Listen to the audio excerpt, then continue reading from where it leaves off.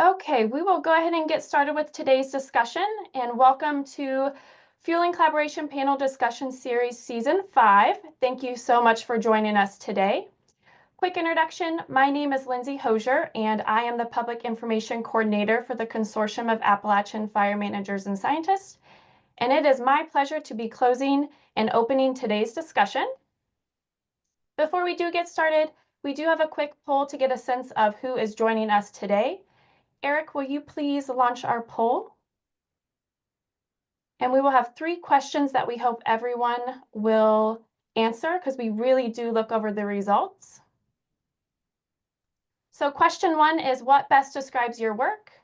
Question 2, where are you physically located? And question 3, how did you hear about today's webinar?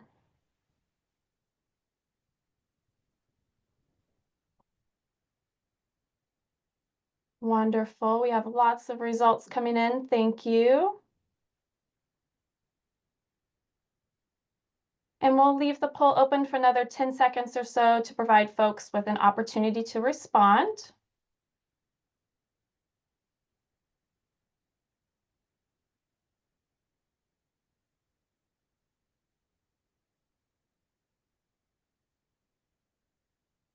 All right, we'll go ahead and close the poll in 3, 2, 1.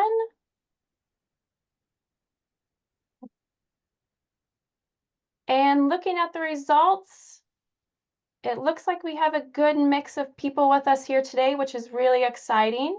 And thank you so much for answering that poll. We really appreciate it.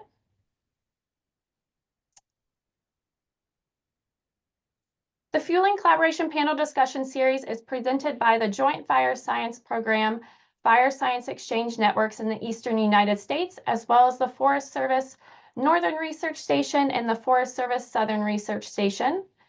The goals of Fueling Collaboration are to bring together researchers and managers to learn about and discuss the latest in fire science, and to build collective learning and collaborative opportunities across the region.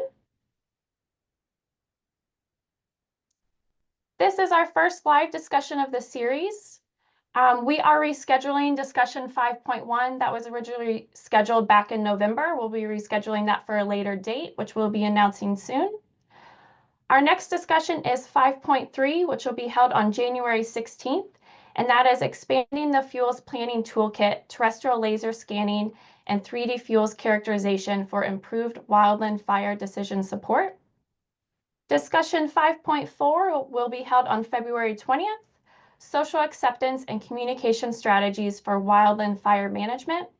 And again, discussion 5.1, which is being rescheduled for a later date, is flashy fuels in resilient lands, fueling distinct prescriptions for eastern grasslands. If you've joined us in previous years, we're thrilled to have you join us again. If this is your first time participating, all of our discussions follow a similar format as what you are going to be a part of today, which is a group discussion with minimal PowerPoint presentation slides. This discussion is built upon questions that you have submitted in advance, so thank you to everyone who did submit questions in advance. And there are just a few logistical points to cover today. Participants will be muted and video will be turned off during the discussion. However, the chat box is open, and we do encourage active participation in the chat box. We just ask that chat messages stay on point with the discussion and be respectful and inclusive of differing opinions. Today's webinar will be recorded, and we will be posting the recording on the Northern Research Station website, the Fueling Collaboration website, as well as the Fueling Collaboration YouTube channel. And closed captioning is available, and you can access this at the bottom of your screen where it says CC. Just click on the CC, and that will engage the live captioning. And we'll also post these instructions in the chat as well. And lastly, this discussion is approved for 1.5 Category 1 CFEs by the Society of American Foresters, which we will be using the participant list to submit to SAF. So please check to make sure that your name is spelled correctly on your screen. And if it is not spelled correctly, simply click on the 3 dots next to your name and select Rename. Today's discussion is focused on the role of fire in various wetland ecosystems and we will examine the unique challenges in these environments where hydric soils, muck, and dense vegetation can prolong smoke production, encourage smoldering, and hinder vehicle access.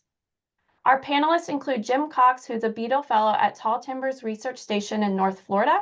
His career has focused on assessing the importance of prescribed fire and maintaining habitat for rare species. Jane Amott, who has been working for the Nature Conservancy since 2002 in a variety of roles, including fire and restoration technician, burn boss, and most recent as a wetland restoration specialist. Ben Walker is an inventory and monitoring field biologist at Glacial Ridge and Rydell National Wildlife Refuge in northwestern Minnesota.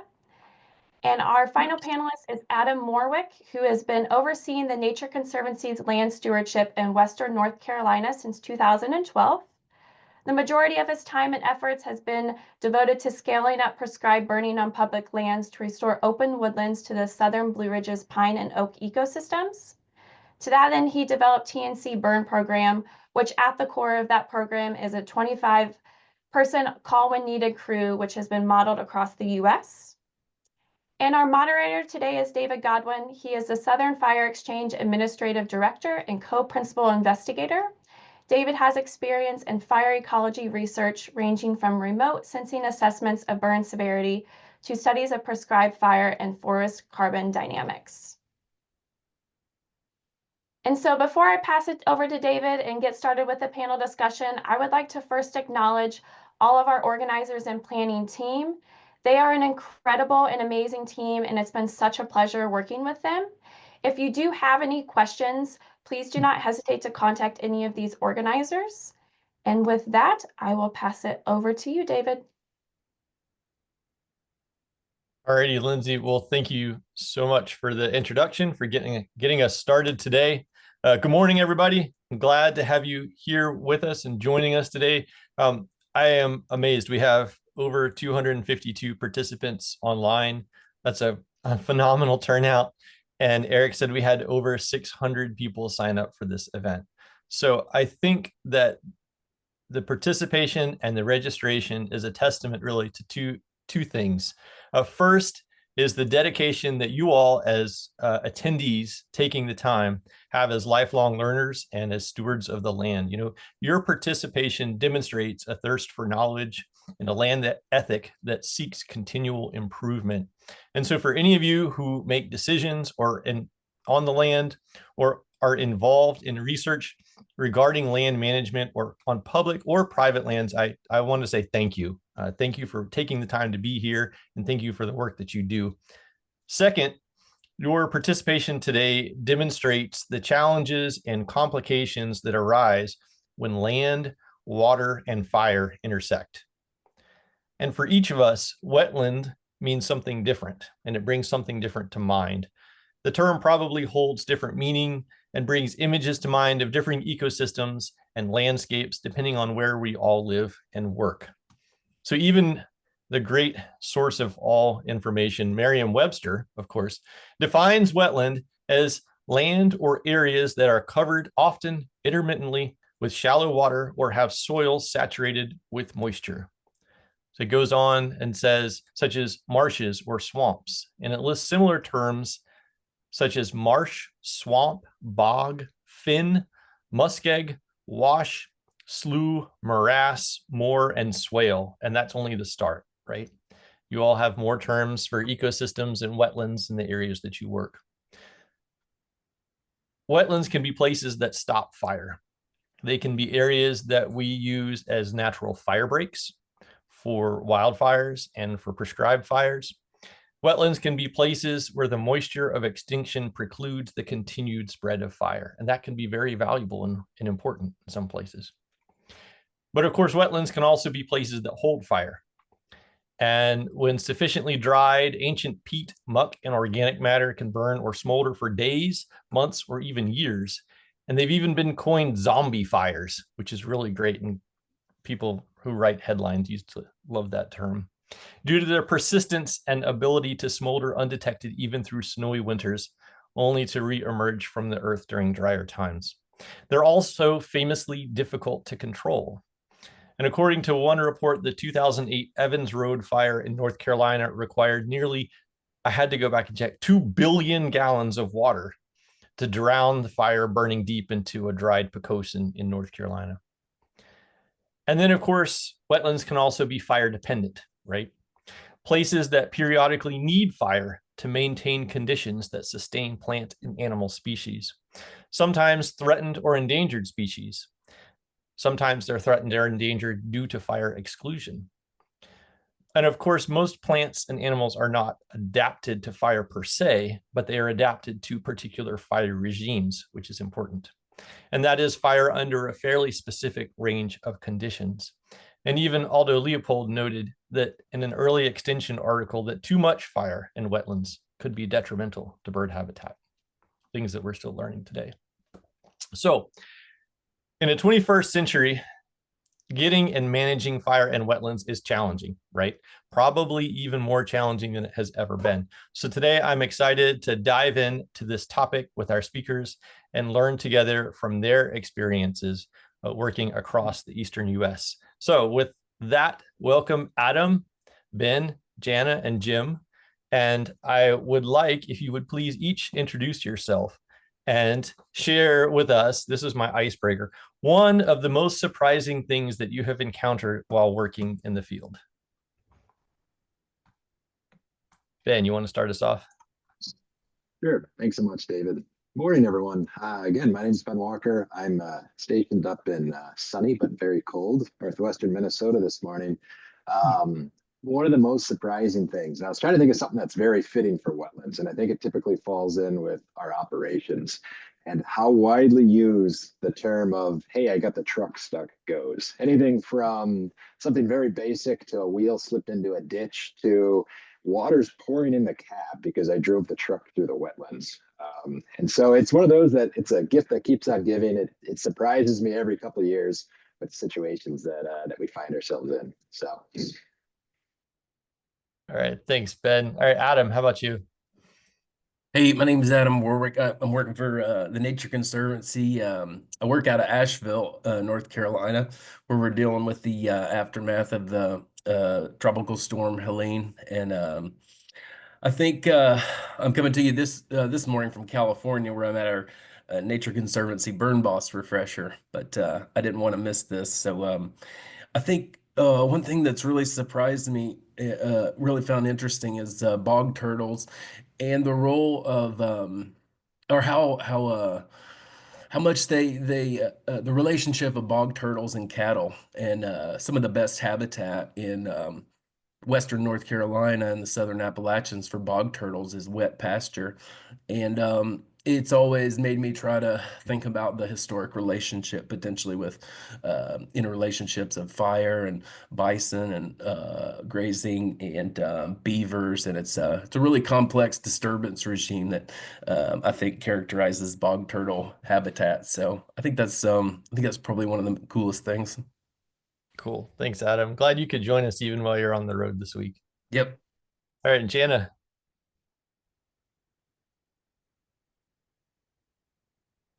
All right, I'm just gonna have to leave myself off mute because that's too hard to go back and forth. Yeah, one of the most surprising things that I've encountered, I'd have thought of it kind of more literally. One of the times I was most surprised working in the woods was a bear encounter. I'm based in Tallahassee. I work in North Florida. A lot of my work is on the Apalachicola National Forest. And there was one day I was hiking in to look at a wetland specifically to evaluate it as salamander habitat and to see what the recent fire had done to it. And I was hiking through, this was a wilderness area. And there was a bear in a thicket of palmetto, just, chilling, foraging, doing their thing. It was not a small bear. And I didn't hear it, I guess, or I heard like rustling, and it didn't sound like a big thing. I thought there was a small thing in the palmetto. And the bear apparently didn't hear me coming until I was very close, and it just popped straight up. And it was just a stare down, me and bear. And fortunately, the bear lost because it was freaked out and ran the other direction, which black bears, especially in Florida, are wont to do, especially ones that are in you know, kind of the middle of nowhere. But anyway, that was the most surprising encounter I had in the woods. Awesome. Well, thanks. Glad to have you here. And last but not least, good morning, Jim. Hey, good morning, and thanks for the invitation to speak here, talking about some of the projects we've been involved with wetland burning. My career is kind of Jekyll and Hyde in a little ways. I began most of my early work was protecting land around the state of Florida back when we had the world's largest land acquisition program. And for the last 20 years or so, I've been moved out to tall timbers, and I've been studying the effects of fire on the animals, you know, that are being protected by these lands. So it's a very nice dichotomy there. But the work we do is very much applied. One of the projects we wrapped up recently was looking at the effects of fire on a ground nesting sparrow that everyone thought was going to be burned up whenever you put a fire in. And we found, lo and behold, the sparrows move into an area 2 months after a fire. They stay there for about the next 12 to 16 months. And then when things get too rank, they move on. So when you burn the area on a 2 to 3 year rotation, there are a lot of singing males, but there's no reproduction. Those are the loser males that are out there, and you really shouldn't worry about it. Yeah, the one thing that I had that I wanted to share too was my most memorable moment this year has been I was out doing some gopher tortoise work with my wife, and we came across a nest that was actually hatching out. And so I got to watch something that only like 1 in like 2 million herpetologists has ever seen. You know, a lowly bird or like myself, given a chance to watch these young tortoises emerging from below ground and taking their first steps on terra firma. All right, let's see if I can get can you see the picture? Yeah, you can see the one emerging there on the left, and the one on the right is just coming out. And it's really interesting. They started to look in the burrow where the female was, and it's just a precious moment. That's amazing. And you got a picture to prove it. Awesome. Thanks, Jim. That's fantastic. All right. Thanks, everybody. So glad to have you guys here and such a breadth of experience and a broad geographic area represented. So you guys know, and for everybody online, we're going to work through a list of questions and topics that are based on all the questions that folks have submitted when you registered for the webinar today. So like we said, we had over 600 people who signed up, and I received and sorted through over 130 different questions that came in. So that's part of the magic of the Fueling Collaboration series, is we use those questions that you guys submit to craft this discussion. And so if you don't hear your specific question asked verbatim in the words that you typed in, fear not, I did read it, and we, for the sake of time, tried to pull these together into really a story that will flow today and some coherent stuff. So first of all, we kind of wanted to just set the stage and get a sense of, you know, where do you guys work? Because wetland means such a different thing to so many people. So when you think of fire in wetlands, what does that mean where you work? And could you describe the systems and the role of fire in those places? And Adam, I'm going to start with you if you're ready.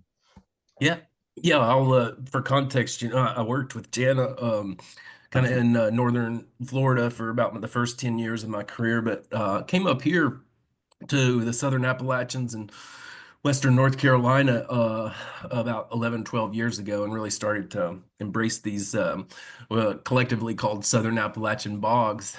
It's kind of fascinating somewhat because they got that term bogs. And if you look it up, you know, the definition of defining a bog versus a fen, you know, the standard, I think, is that fens, you know, receive a lot of the nutrients via groundwater. And, you know, in working with the University of North Carolina, Asheville, a professor there named Jeff Wilcox, we really learned a lot about the hydrology of these sites. And turns out, gosh, the vast majority of them, probably upwards of 95%, are actually fens. They do receive most of their nutrients via groundwater. And, you know, because of our poor soils here, or our acidic soils in Western North Carolina and the Southern Appalachians, they're typically, you know, fairly somewhat on the nutrient poor side. So a lot of, we do have carnivorous plants. We have our mountain sweet pitcher plant, which is one of our rarest plants. I manage one site that has the last remaining population of green pitcher plants in Western North Carolina or in North Carolina. So yeah, I think the big difference is amongst these wetlands is they're just so context dependent when you think about the role of fire in wetlands or in any sites in the Appalachians. It has a lot to do with aspect and elevation and the biophysical setting that it's in. That's how we prioritize sites where we burn. So, the degree of fire dependence has a lot to do with that location, landform position, and things. So, I tend to think of the places in northern Florida where Jana works as mostly all wetlands are gonna, seem to be fire dependent, whereas ours are it's very context dependent. Jana, do you want to go and talk about your areas? Sure. Yeah, like Adam mentioned, where I am, it's been North Florida. Most of my career has been in Florida, and that's really my context for wetlands. And Florida is a low-lying state all around. Our uplands are wholly pyrogenic communities, longleaf pine forests of a variety of type. The type of longleaf pine forest that we work in depends on soil type and water table, whether it's wet pine or dry pine or sandhill, etc. And as a low state, there's wetlands just embedded throughout, whether they're forested wetlands of a variety of types, or grass dominated, more ephemeral wetlands. The amount of trees and the type of trees, whether it's cypress dominated or broadleaf dominated, bagels, etc., depends on the depth of the water and the frequency of fire. So anything embedded in our extremely pyrogenic uplands, and historically we're talking about fire return intervals of anywhere from 1 to maybe 5 years. It's the lightning strike capital of North America. Fire was a natural part of the ecosystem in lightning season, early spring. Everything was shaped by it. Native Americans sort of used the natural fire to their advantage in a variety of ways. So even our anthropogenic fire mimics kind of the natural fire regimes. And on a landscape scale, there was a mosaic, but we have seasonal dry periods where wetlands dry down, and those seasonal dry periods coincide with kind of fire across the landscape. So our wetlands, I would describe as almost wholly pyrogenic communities. The deeper ones, it's just a longer return interval. And some of the deep bagels that have a lot of peat in them, and this is probably true throughout the Gulf Coast and Atlantic coastal plain longleaf systems, it's just a longer return interval. So, kind of the deeper bagels, once every 50 years, maybe fire gets in there. And the longer the return interval, the more catastrophic the fire. But it's still kind of part of the disturbance regime. And most of our rare plant species really throughout the state occur in those, or many anyway, maybe not most, occur in those ecotonal areas. So those transition zones between the uplands and the wetlands are kind of the host of a lot of rare species that we have to manage for, which can be challenging because at the same time, some of our large wetlands and the deeper wetlands we do use as fire breaks. So as a land manager, trying to find the balance between impacting our fire dependent or fire influenced wetlands appropriately for our ecological management goals, and also managing kind of the fire effects and fire control, whether it's, fire spread and or smoke impacts. Great. Ben, do you want to talk about the wetlands in your region? Sure. So our work area is really kind of in that transition area of the prairie pothole region, and then located right in the middle of the transition into the more of the forest to the east of us in Minnesota, and Glacial Ridge, which is the water refuge that I am responsible for. It got its name from the glacial the beach ridges from Glacial Lake Agassiz. And so, our landscape is this mosaic of, dry prairie down to wet prairie, seasonal ephemeral wetlands. Historically, it was a very diverse system. Glacial Ridge is one of the largest prairie and wetland restoration projects ever attempted. And one issue that we're really facing or dealing with in a lot of our wetlands is the introduction of hybrid cattail, and it's really churned a lot of our wetlands into just monocultures. And so when we talk about fire in our wetlands, we're really looking at structure manipulation. And a lot of credit goes to, we have a multi-station fire crew that I work with here, and they've tried a lot of new things and a lot of new methods. They're always open to seeing what may work to really improve a lot of the habitat. And so, yeah, I'll talk a lot more about structure and some of the techniques later on in the talk. Great, thanks. And Jim. Yeah, as I mentioned, I began my life working in uplands, but recently we've been moving down to the wetlands, and particularly these high marshes that are in the upper zones of the coastal areas are inundated about once every month, not super frequently, but they're a key driver of the biodiversity in these coastal marshes that we have stretching from Florida all the way out to Texas. They also support an endangered species now, the black rail. And there's been a lot of concern about how fire in the system might affect that endangered species. Further west, the fires are very important for managing for some popular game species, and it's kind of created this classic, tension between game management and endangered species management. We're actually looking at these systems because they are, they have plants that just have the same fire adapted capabilities of the plants in the uplands, where they basically live for a short, they sprout real quickly after fire, they senesce and move all their carbs back underneath the soil and get themselves prepared for the next fire. And so the frequencies that we see in uplands are probably carrying through into these coastal areas. And we've been documenting that and its effects on black rails and also the mottled duck, one of the game species I mentioned here, from Florida all the way over to Texas as part of a NOAA-inspired grant called the Firebird Project.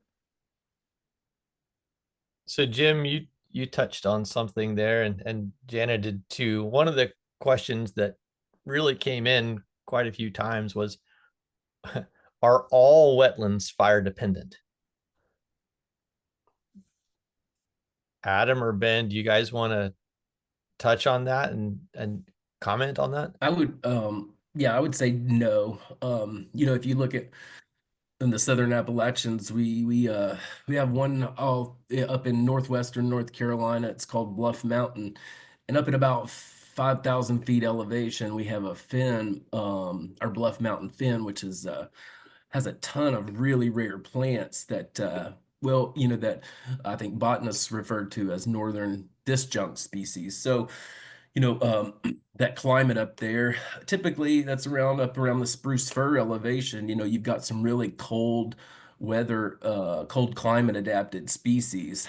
And that fen, it stays open in a sedge dominated state. It's very rich because of the amphibolite mountains. They weather to a real rich soil. So really tremendous herbaceous diversity. But fire would not seem to be a part of the disturbance regime at any real frequent interval.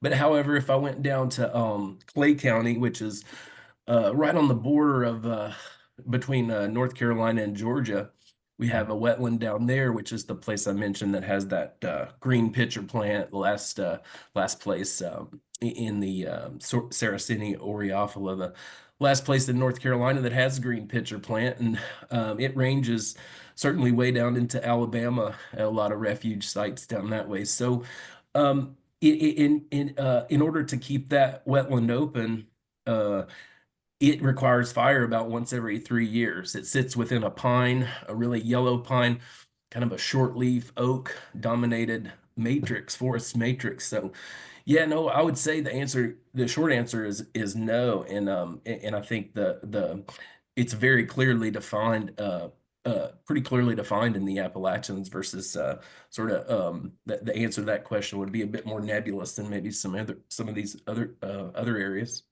Mm-hmm. Yeah, I would agree with Adam. I think there's definitely areas that are fire dependent. Where I'm at in Minnesota and a lot in Minnesota, I would say probably most of our wetlands are just based on the fire return interval, and then a lot of practices that occurred throughout history.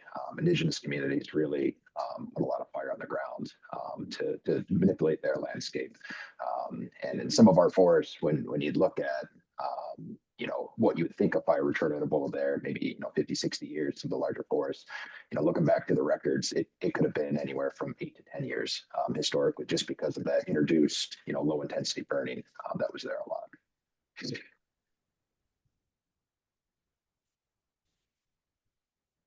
Janet or Jim, do you want to add to that? Yeah, I'd say we both kind of touched on it, but in Florida, I think most of our wetlands are either fire dependent or fire influenced because the entire state is a pyrogenic community. And they're embedded within it, right? There's sort of a climax version of our forested wetlands in Bagals where, it hasn't seen fire in a long time. We're talking about sort of like 50 to 100-year fire return intervals, perhaps, but it's still embedded in a pyrogenic community. And, if we're looking at that as a community we're trying to protect, then that community is not necessarily fire dependent. It's a climax community, but in the disturbance regime, catastrophic fire resets it. So yeah, it's most of what we're managing for is fire dependent, when we're talking about wetlands.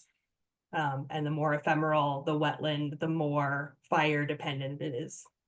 Mm-hmm.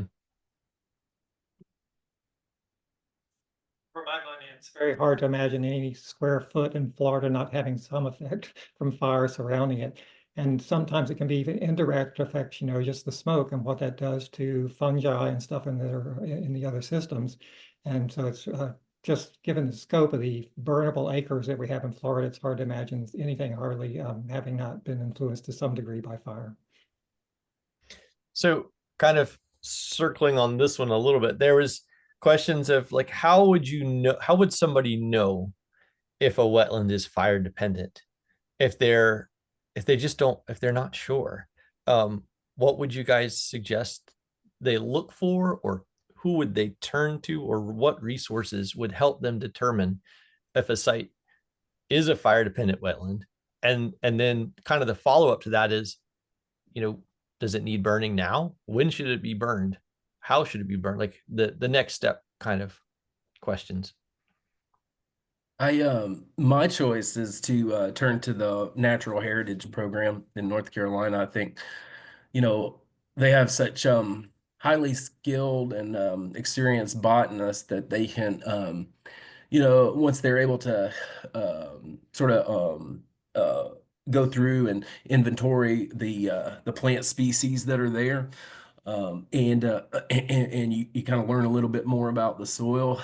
You can kind of really get a good picture of perhaps what that wetland looked like historically, and then help you design, develop objectives. I think a lot of times managers can figure out the recipe to get to a desired future condition, but it's not often that managers have that botanical expertise. I certainly don't.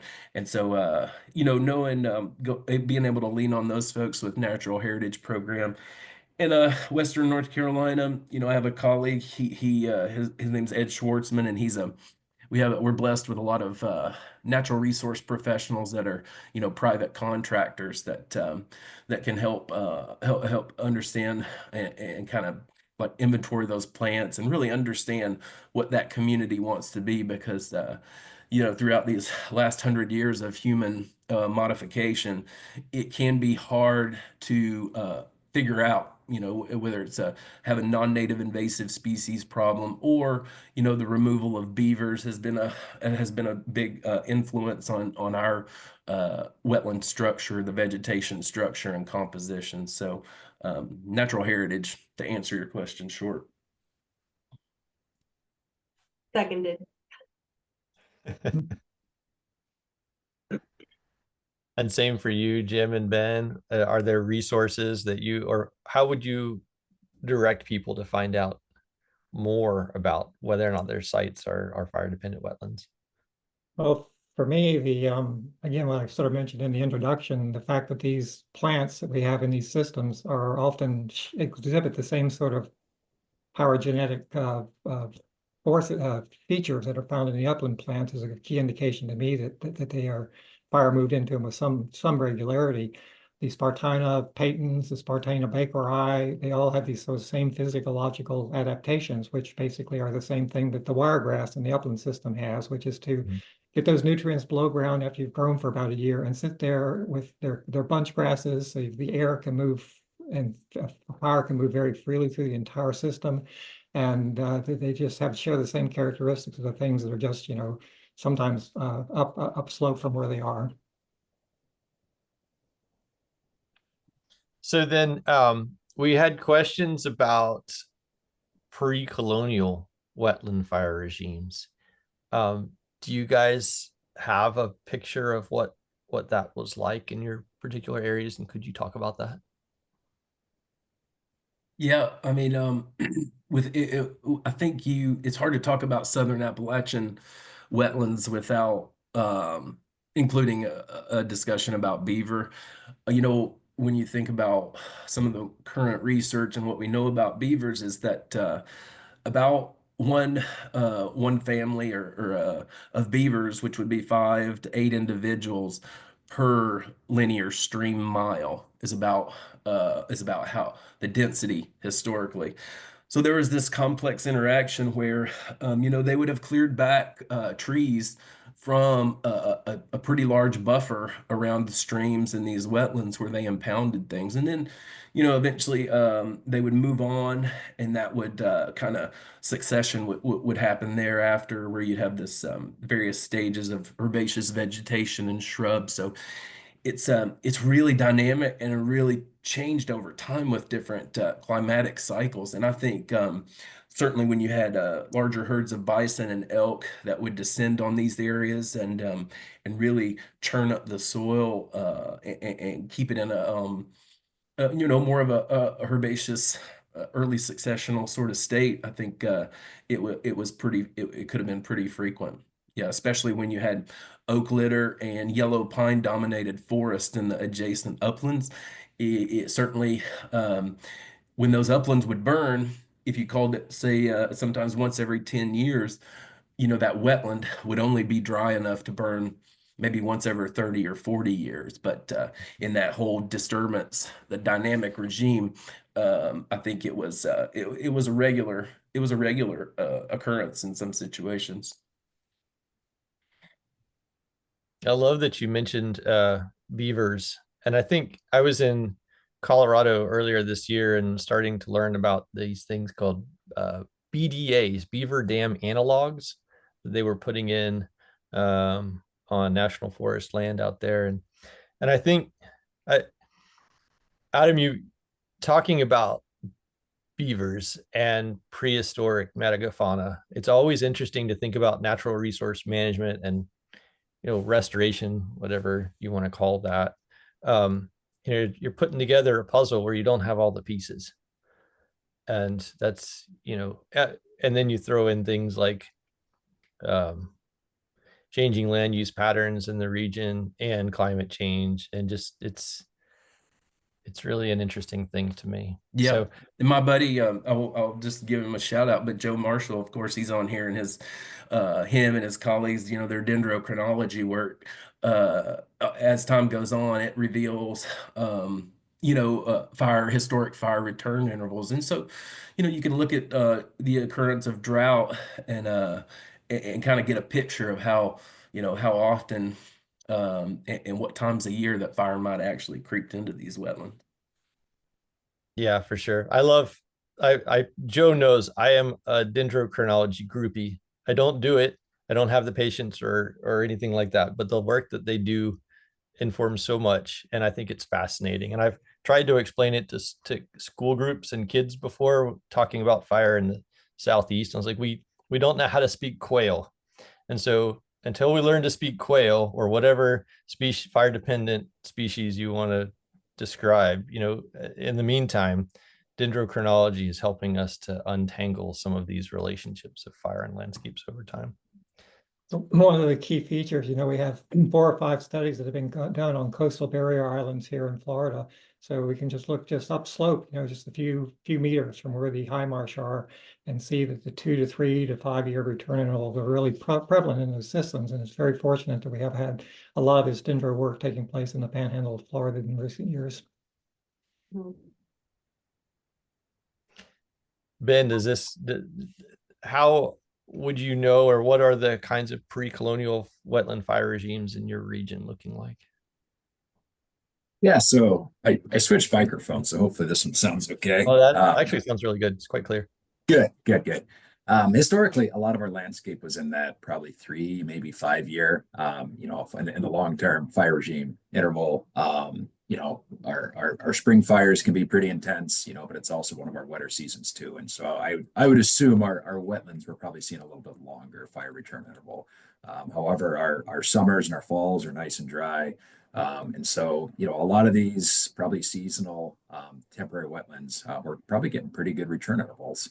As we talked about, land use patterns have changed, and Minnesota has a pretty extensive ditch system, and I think that's really the water movement has, I think, really affected our hydrology, and we're fighting a lot of these invasions, trying to recreate a lot of these wetlands with both hands tied behind our back, because the natural system really is no longer natural.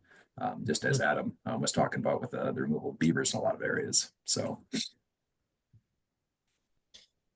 I think that gets to, we're going to jump to our next question about animals. We got questions about this when people were registering, and the short take is, are you harming the animals?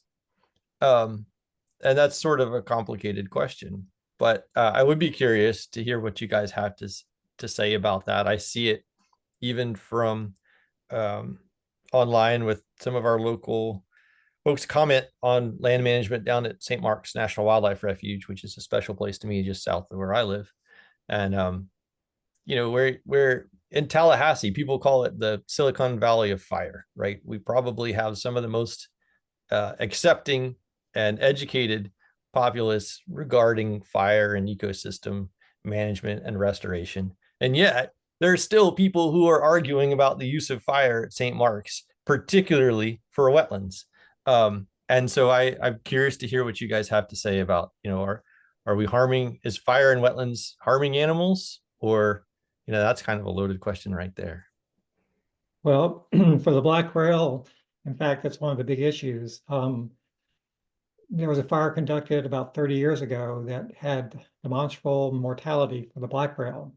And if you look at the way the fire was conducted, it was how the fire was conducted. It was, aerial ignition, very tight grid, and done at a time of the year when the, just blew up on the entire area. So with the rails, it's maybe not that it's how you burn that may be very critically important. And that one incident has led to a lot of concern about burning with black rails. One of the things we've been looking at is, is that actually happening at St. Mark's? And which you just mentioned, is where a lot of our study takes place. And we can show pretty well that black rails move into an area pretty quickly after burn takes place. But we need to develop techniques that we can burn for rails, whether it's use of flanking fires or slower moving backing fires. The thing about those that scares me too is the time that it takes for those things to burn through a unit. So you maybe take 12 hours rather than 2 hours to burn a 200-acre unit. And also with those types of firing techniques, the longer the fire is going, the more likely for wind changes. And so what you hope was a flanking fire could immediately become, a head fire if it turns in the opposite direction. So we're trying to work through that with the black rail, but I think with a lot of some of these coastal species where there have been demonstrated negative effects, it may be how you're burning that's most critical rather than when if you need to burn. Yeah, I can speak to that. I saw in the chat somebody specifically asked about flatwood salamanders, which is an endangered species that I've worked with pretty extensively over the past decade. In North Florida, I'm working on the Apalachicola National Forest, working on fire and and restoration for the species, and their breeding sites are ephemeral wetlands, and very ephemeral wetlands in that, you know, in a 1 to 3 year historic fire return interval, these wetlands probably burned every other time, you know, every 2 to 3 times that a fire moved through a landscape, these wetlands burned. And, you know, I think on a landscape scale, a fire kind of moved in a mosaic pattern. So sometimes it was a head fire, sometimes it was a nice backing fire. And for flatwood salamander specifically, and probably lots of other species, like Jim said, it's how you burn and when you burn versus that you burn. You know, we have a lot of species here, especially in Florida, where we know we have fire dependent wetlands, or at least fire dependent wetland ecotones and fire dependent species that use them, that trying to either mimic sort of historical natural fire regimes is probably for the best. And it depends on which species you're managing for and you're most concerned about in some cases, because the more rare a species is, the more you have to sort of garden and think about your single species management. You know, landscape scale may not work best. You may have an area that you just have to do things a little bit differently than you would like to make sure that even though historically a few animals dying is, you know, evolutionarily fine for the health of the entire ecosystem, if you're at a point where that's not okay, you have to think about it a little differently.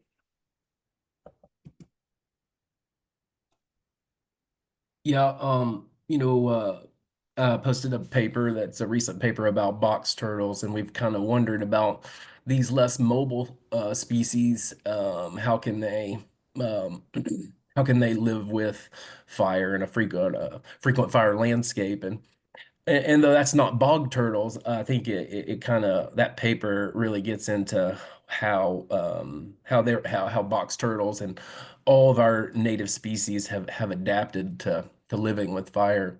You know, it's unfortunate that I guess Bambi was the first movie a lot of us saw, and it was you know, it's just, it shows you how media creates what we come to believe, and creates a different reality than what real life looks like.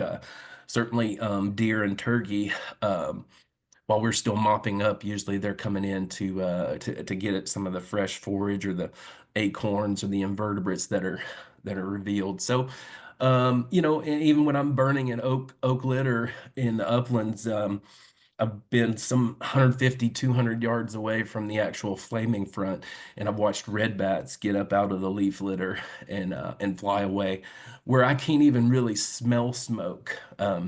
But there's just so many red bats buried in that leaf litter, and they somehow know it's time to get up and go when it's the dead of winter and they're in a torpor state. So, you know, it's really the least of my concerns, direct mortality. I think I'm far more concerned with the decline of high quality suitable habitat for a lot of our species, grassland songbirds and others that really depend on that micro habitat, the forb and herb dominated ground cover that fire maintains. Mhm. And I'll just chime in last here. And, you know, I think there's always going to be short-term disruptions when we put fire on the ground. Previous to my position here, I worked in Southern Indiana, and we always had that concern of our early season burns. We had crawfish frog populations, you know, our salamander movement. I think if you look at a lot of these species, you know, they've really evolved to move, to go to new areas during conditions that are not conducive to burning. You know, they like that early spring rainy days. You know, that's where you see all the frogs out. We typically radio tag about 30 crawfish frogs every season, and that's when we'd see them move. Those days that we'd want to go out and burn, they were near a wetland. You know, they were near a crayfish hole. There is always some refuge that a lot of these critters could easily escape to. You know, there's always exceptions there, but I think, you know, throughout history, a lot of these species have really evolved to limit the amount of risk that they're exposed to. One of the factors I didn't mention though too in the high marsh there where we deal with is just the tremendous fuel loadings that these places have. It's like 2 or 3 times what we have in the neighboring uplands. That of course makes fire behavior more unpredictable with subtle differences in the weather and stuff like that. You can have a racing flame front in this system, that just sweeps across the area very quickly. And those kind of the high fuel loading is something that, causes me a little bit of concern sometimes, and just going out there and trying to light it up within these systems. I think a couple of points you guys just mentioned in response to that topic was Jana, you mentioned the idea of ecotones as having a different fire dependency or different relationship with fire. And I think that touches on we're even making generalizations here about wetlands. And what you're describing is the margins of wetlands have a potentially different relationship with fire than the interior, right? Because you're talking about those margins are being more heavily influenced by the upland fire regimes and the upland fire behavior than perhaps the interior of the unit. And I think that's really interesting and certainly something that I don't see discussed quite as much when we talk about fire in wetlands, right? Two, and Jim got to this, and we I threw it into my intro at the beginning, the idea that everything basically that has some kind of relationship with fire, plants or animals, I think our thought is that they're adapted to fire regimes, right? And so a certain suite of characteristics. And when we typically think about fire regimes, I don't think we think about ignition type as being part of a fire regime. But Jim, I think you were touching on, even we talk about the season, the scale, and the frequency, but how then fire is applied to the land as a practice is part of that fire regime, right? Because it influences the behavior and even how that fire is moving across the landscape and can have different effects directly on populations. So that's my segue pivot into talking about active prescribed burning in wetlands.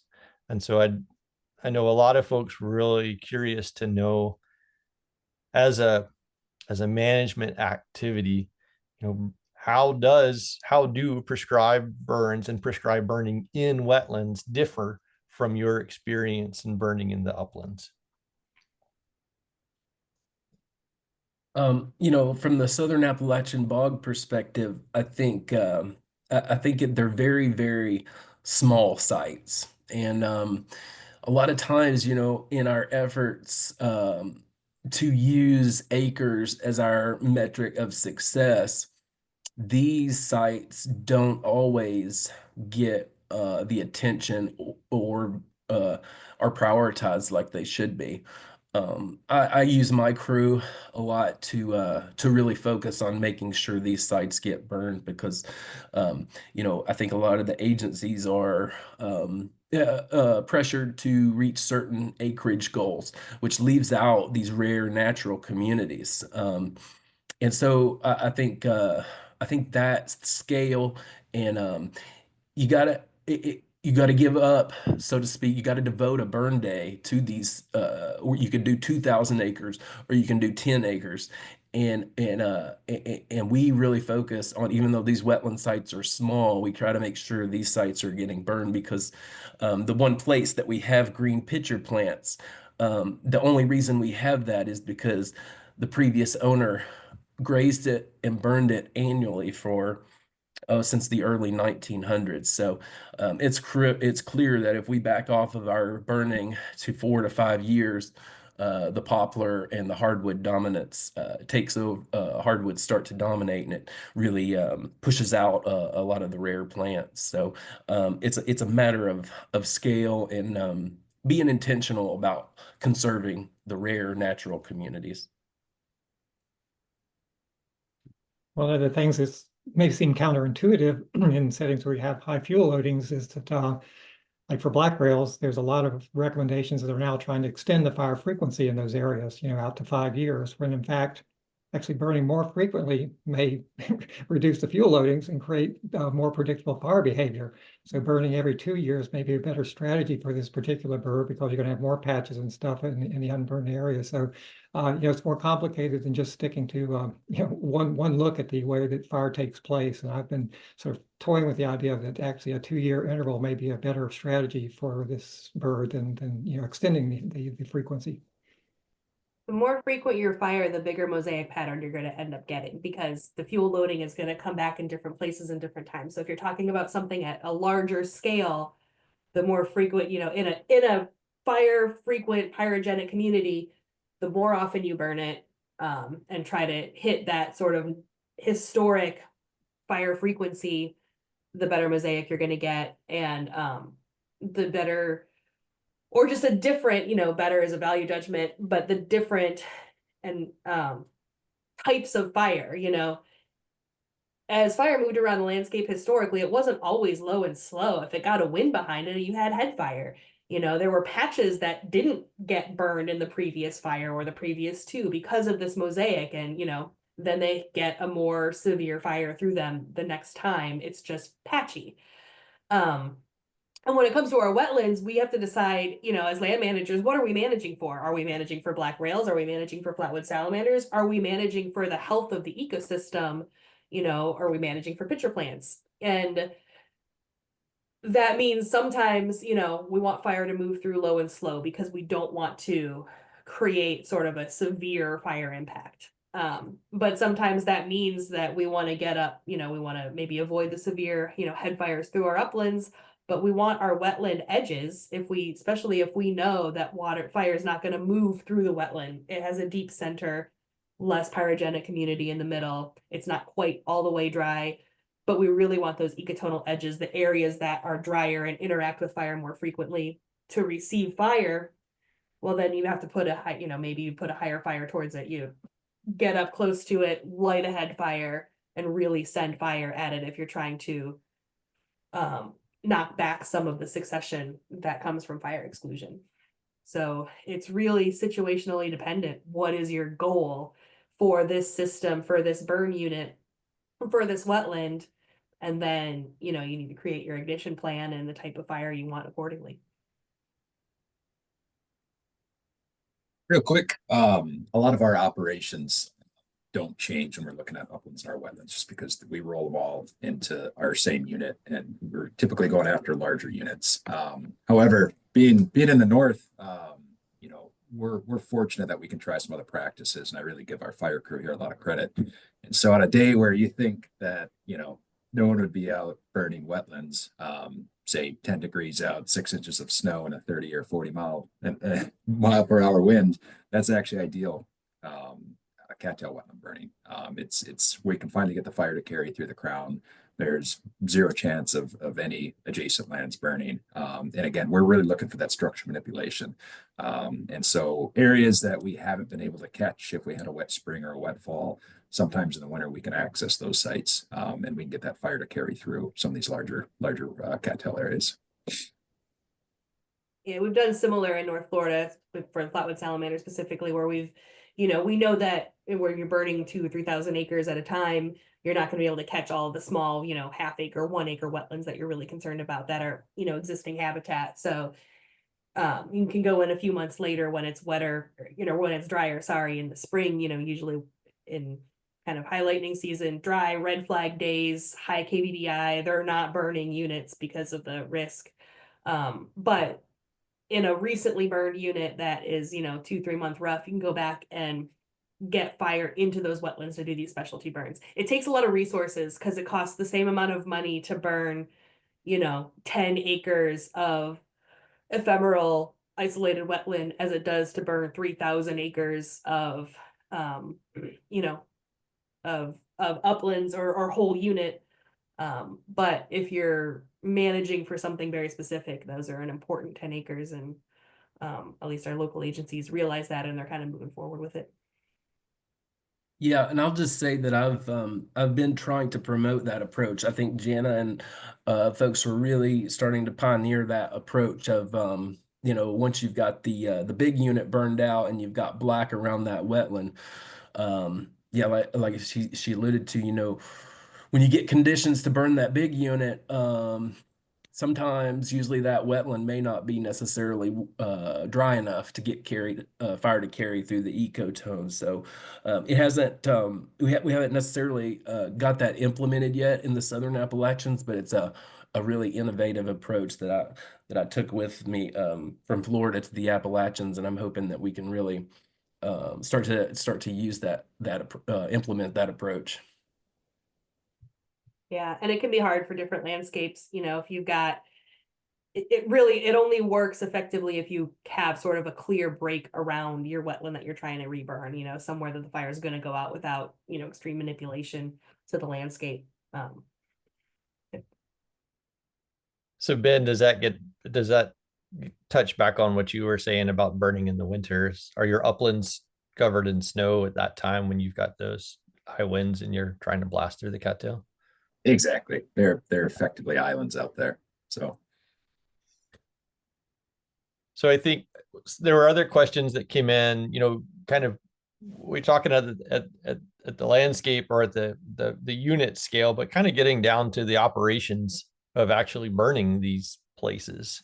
How is that different when you're actually thinking about the operations, the burn boss, the crew level? Are you using different equipment? Are you having to use different tactics to access or to control? Or are you using traditional fire lines to hold your unit? Could you talk about that a little bit in your different areas? Ben, you want to go first, and then we'll kind of work back around. sure. So up here, we use marsh masters a lot. I'm sure in Florida they do the same. We end up using mash lines a lot. We don't necessarily need to go out and mow. Perhaps a couple days or a week before the fire operations would kick off. Just having something to go out there and mash down the vegetation in the wetland is going to be an effective enough break. We've tried some other things. We actually had a Western style snow groomer.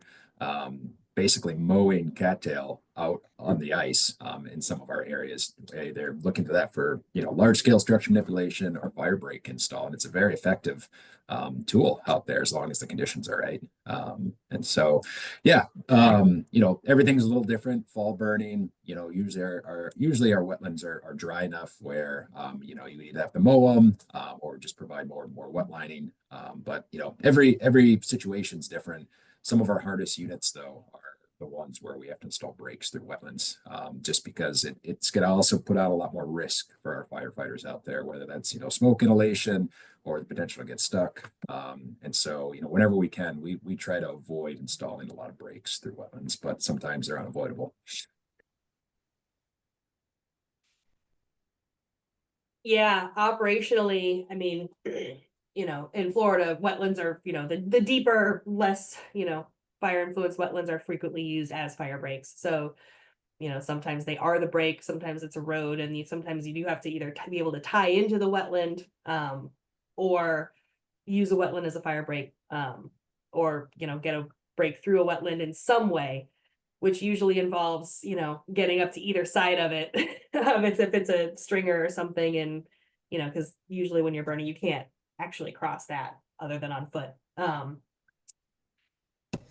But yeah, so if you're using it as a break, you want to be careful how much fire you put into it. But operationally, even if we're burning big units, we can identify areas that we want to, light differently.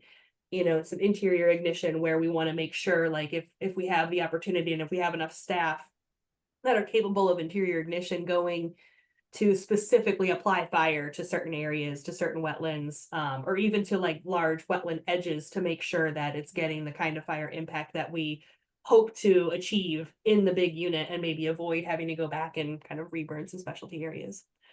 And the other challenge with that is if you are planning, to go do some reburning, like we talked about in the previous question, you have enough fine fuels left to carry your fire. So if you kind of do an okay job at, your ecotone during the bigger fire, your unit burn, then you're not going to get great effects on whatever's left as it dries down necessarily. So yeah, it's just each unit and each time, you can adjust your ignition plan to make sure that within even a large unit, you're getting effects in specific parts of the burn.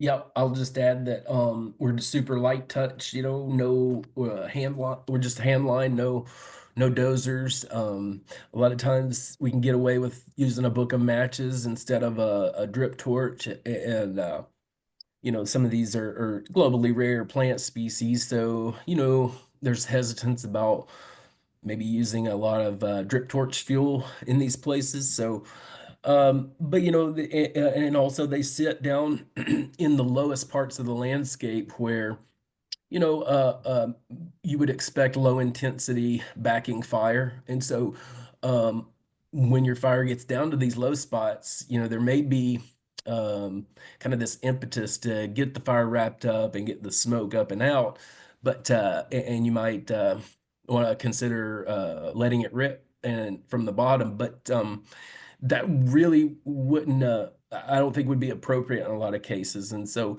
once you get to a certain level or elevation or position on the landform, stepping back from lighting and letting fire do its thing and kind of creep into these wetlands, and you might have a hardwood dominated ecotone that maybe you're trying to get back to herbaceous dominated, but you gotta exercise some degree of patience and not necessarily expecting to be able to knock out that hardwood shrub component in one fell swoop. It's a long-term process, and as everybody on here knows, it's never one and done. It's a commitment to a stewardship with fire, and yeah, it's just a light touch on these rare sites.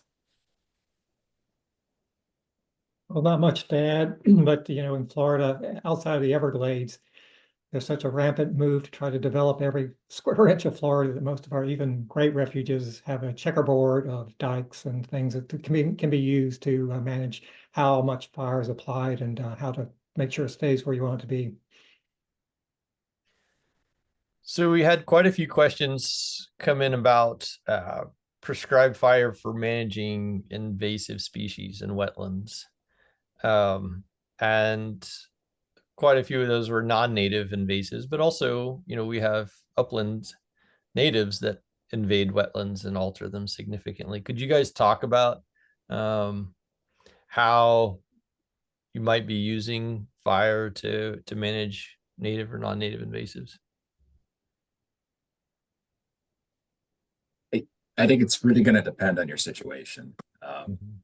A lot of the wetlands that we're managing, they're monocultures of hybrid cattail. And so, fire's just kind of one prong of our, strategic approach. We also use herbicide, we also use mechanical removal where necessary. But, the species that we're dealing with, whether that's hybrid cattail or Phragmites, they're so aggressive. We basically have to take this multi-pronged approach to try to remove it. And so if we could spray these areas, we can open them up, have fire come in, remove that structure, keep water in these areas to keep them flooded, to hopefully inhibit new regrowth. That's going to give us the best wildlife benefit, for the next 5 to 7 years, hopefully. Yeah, and I would say a lot of our success is similar to what Ben said. It's a one with managing non-native invasive species. It's a 1-2 punch, and we've had a lot of success with goats and managing multiflora rose and English ivy and privet.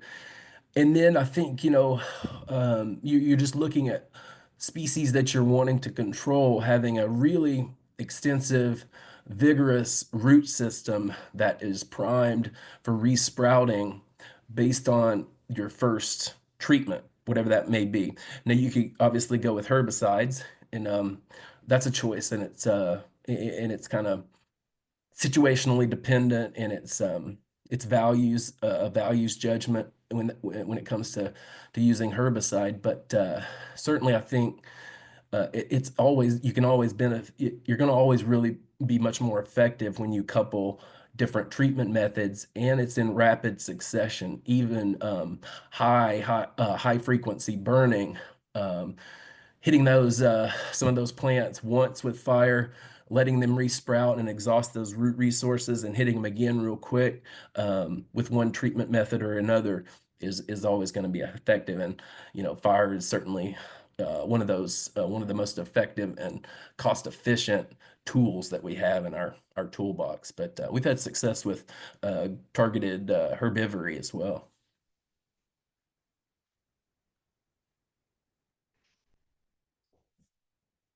One thing that we've talked about is success, right? And we've talked about what we're working towards, and I think we're starting to get a picture of what it looks like in your different regions as to what you're working towards.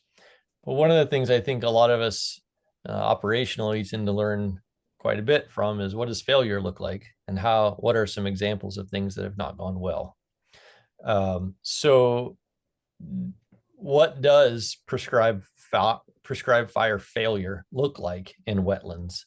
If it's gone bad or gone wrong, and you don't have to throw yourself under the bus, but what are some cases where things are not going well, or things have not gone well, either at the ecosystem level, or an operation that did not go quite the way it was supposed to?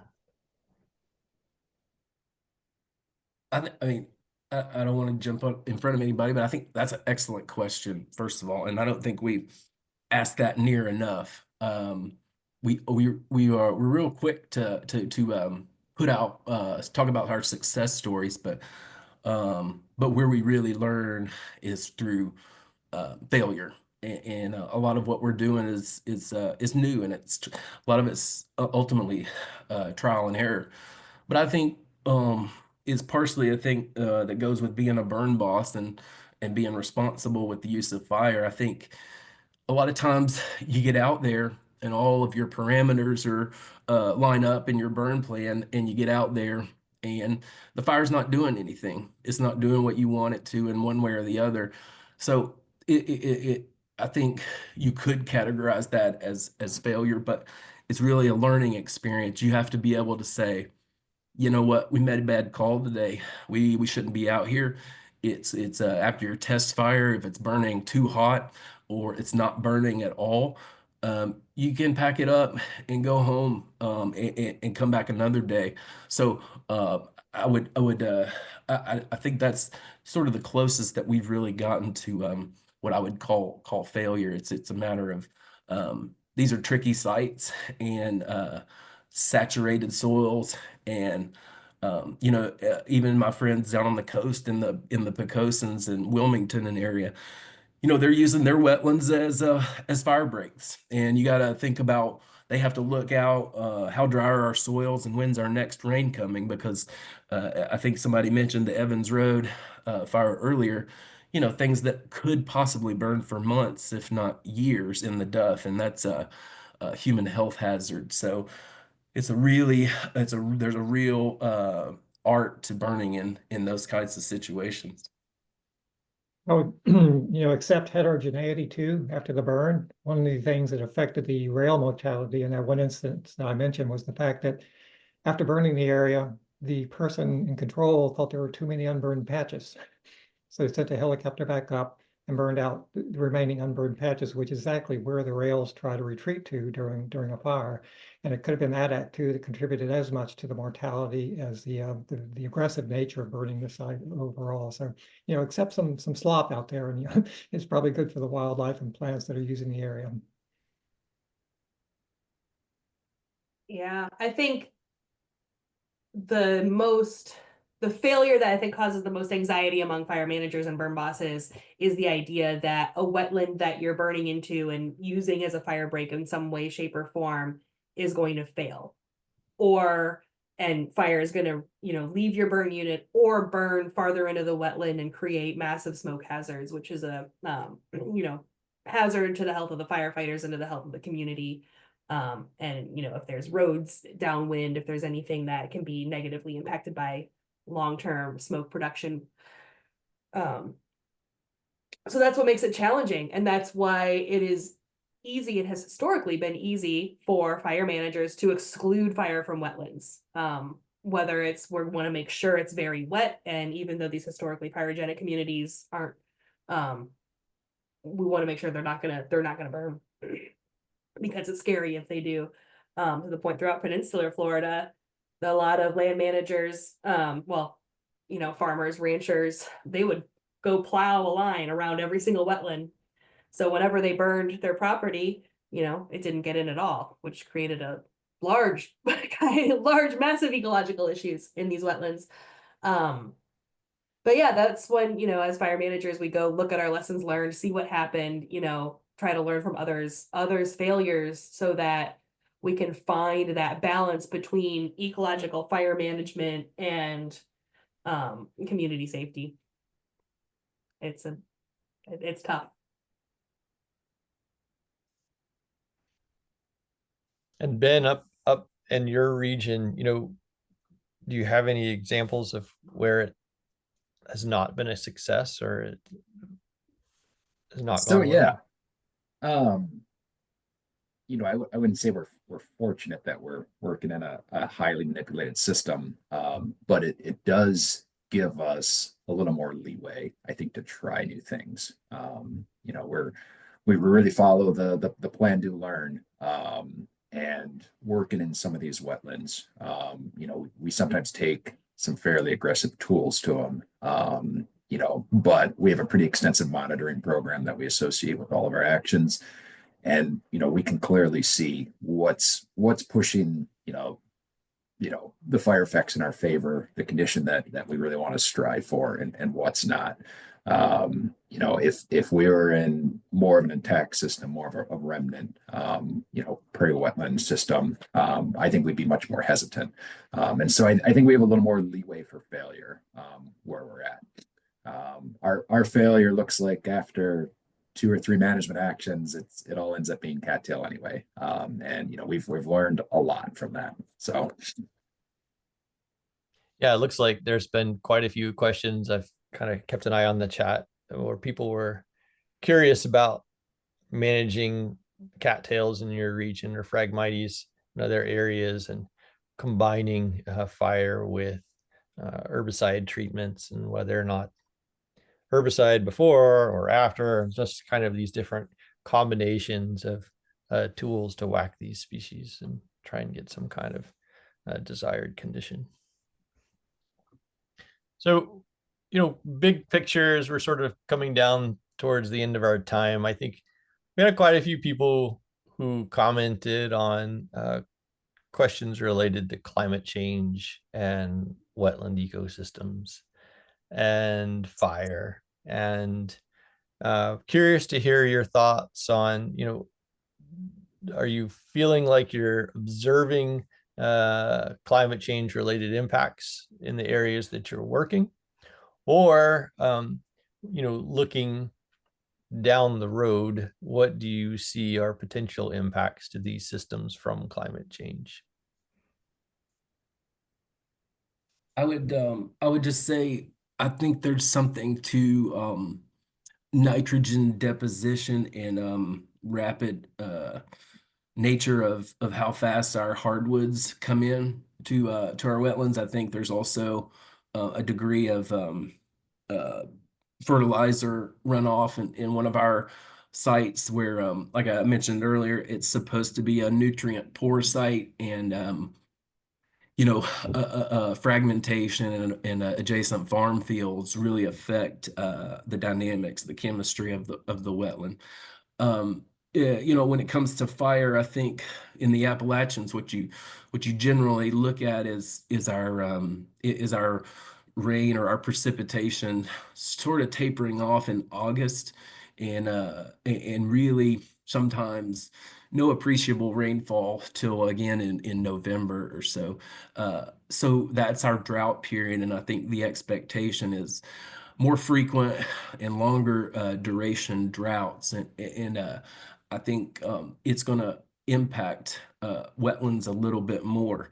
And you got the other end of the spectrum where I think we're also expecting these high rainfall events and extreme flooding. So like we've seen recently. So I think there's a lot of ditching and things and hydrological modifications that have gone on that if we have the opportunity and wetland, engineering is pretty dang expensive, but really figuring out ways to restore the natural hydrology or some semblance of a natural hydrologic regime is going to be important, and that could just mean different things depending on the context. One thing that we'll face along the Gulf Coast is the expansion of mangrove, particularly black mangrove, which move up slope, unlike the red mangrove, which stay close to the tidal creeks. But I'm starting to see that on some of our study areas, and over time, that's going to suppress the effects of fire. And I have long term, there could be potential effects about this gradual shift northward of these plants that aren't really very conducive to conducting fire. So it's from our ghosts. Unfortunately, there's no place for our Gulf Coast marshes to march further north because they're at the limits of it right there. And so it's unlike along the Atlantic coast when this stuff can kind of continue to move north. We're stuck here, and that's a concern I have kind of moving forward with climate change. One of the interesting issues that I think is going to become more and more prevalent is the idea that we see it in uplands with kind of forestry as well. The idea of the kind of dichotomy between ecological goals and preserving biodiversity and different species in pyrogenic systems versus carbon sequestration goals. Wetlands are viewed, especially the ones that don't burn as frequently or at all, but in Florida it means just not as frequently, as a carbon sink. So now there's this, the push to expressly exclude fire from wetlands, kind of reverting back to this idea that wetlands should be a fire excluded instead of sort of, moving fire further into the wetlands during drier periods to kind of get that ecotonal disturbance area back to health. And yeah, there's the balance to be found between what is correct, what works for each landscape, each property. But there's also, concern that if you exclude fire from a wetland for a long period of time, you're going to end up with a big carbon pulse when that wetland eventually burns under probably more catastrophic conditions. So that's something that I think we're all just going to have to continue thinking about moving forward. I was asking our fire crew, just in their time here, what's something that seems to have changed. And one thing that most of them said was, from an operations standpoint, they're spending more time on severity and chasing wildfires up in this neck of the prairie than having those good burn days. The number of days that they're on severity now far outweighs the number of burn days almost. Our weather patterns are just becoming, more dramatic and more conducive for those large burns. Back in 21, we had one of the largest fires for our area. Started from a train and burned over 13,000 acres. We got some amazing fire effects from that scale of burn and due to the intensity. But it's one of those where I think this is something that we're going to have to incorporate more into our planning in future years. Well, with that, I want to give you guys one final opportunity to share any advice or comments with everybody who's joined us today. And Adam, I'm going to go back to you and we'll work our way back around. Do you have any concluding comments or anything? No, this has been a really valuable discussion and some really germane questions. These are the things that we're studying. I mentioned Bog Learning Network as an example of agencies communicating with one another, accelerating the pace and scale of restoration. It can happen when agencies and organizations communicate with each other. a lot of times the Nature Conservancy facilitates communication amongst these agencies, and I think the more involvement, and especially these forums where researchers from local universities are involved, and we can really, managers can inform research, applied research. We can, really feed research and monitoring into this adaptive management loop. And I think we can really, we can do a lot of really good work. I'm optimistic about the people like the ones on this forum and on this call that I work with, that even though the state of the world sometimes is a little depressing, I think there's a lot of people that share a passion and a drive to really conserve some of these really critical places.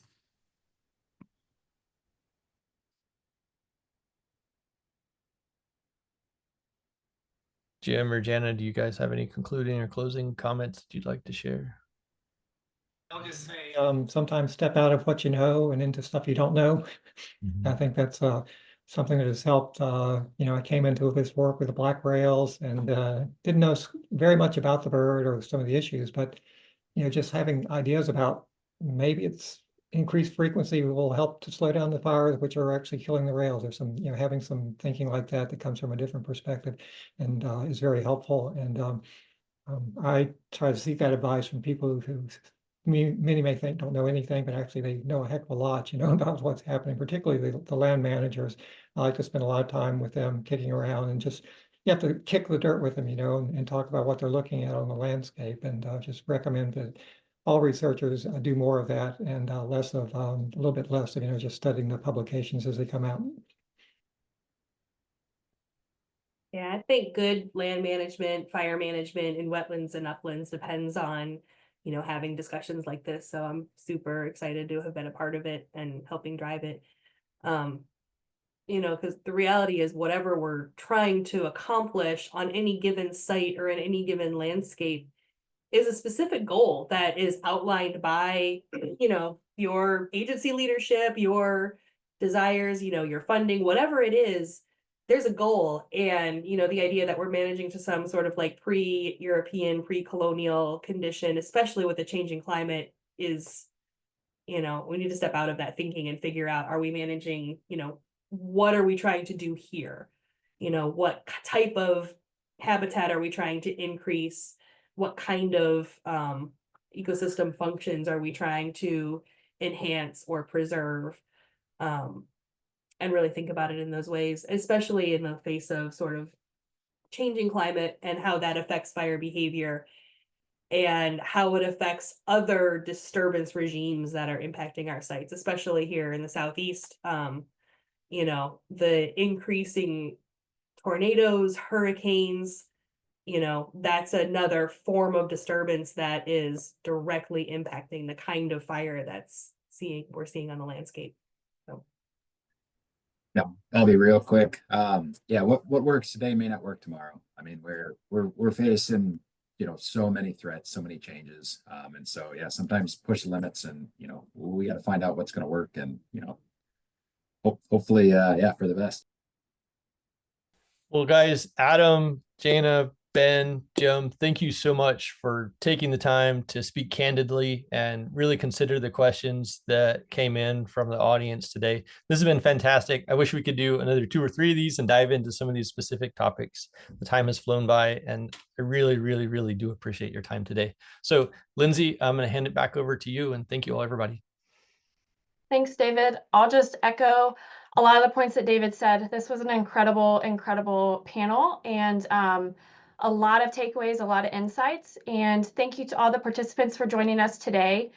David, thank you so much for flawlessly moderating today's session. And a final big thank you to Jim, Jana, Ben, and Adam for sharing your knowledge, expertise, and insights and your time. We really appreciate it. And after we close out today's session, everyone should receive an evaluation. If you could please take just a few minutes to complete the evaluation to let us know what you think about this series, we'd really appreciate it. All evaluations are anonymous, and we truly do review each evaluation. Thank you again. I really appreciate everyone's time. We hope to see you at the next discussion on January 16th, which again is the Expanding the Fuels Planning Toolkit Terrestrial Laser Scanning and 3D Fuels Characterization for Improved Wildland Fire Decision Support. Thanks, everyone.